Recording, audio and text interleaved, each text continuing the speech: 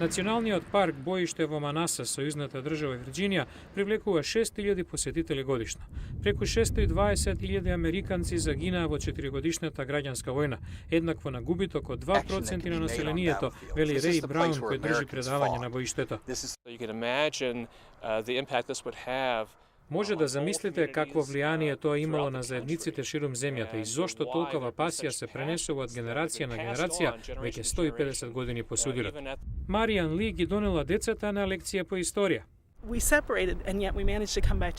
Се раздвоивме, но успеавме да се обединиме. Тоа е важно да се види денес, дека може да има таков препород. Историчарот од Јейл, Дейвид Блајт, е еден од водечките стручњаци за граѓанската војна. Ако сакате да обновите земјата по ужасна граѓанска војна, еден од начините е да најдете заедничка нишка на жртвувањето на обете страни. Токму тоа се случило на 50-та годишнина, кога 50.000 ветерани од обете страни се собрале во Гетисбург, местото на една од најкрвавите битки.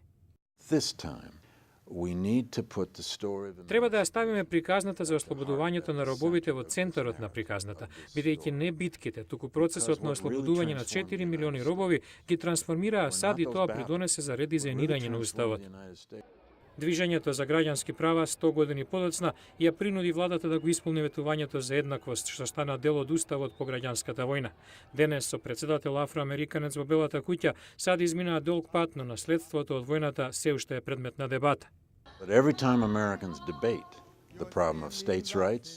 Секој пат кога американците дебатираат за правата на сојузните држави, односот федерална, локална власт, расните прашања за тоа што значи американското повеќе расно, многу разновидно општество, ние практично дебатираме за директното наследство од граѓанската војна. Со настани планирање наредните 4 години по повод годишнината, ќе има многу можности да се дискутира за наследството и поуките од таа војна.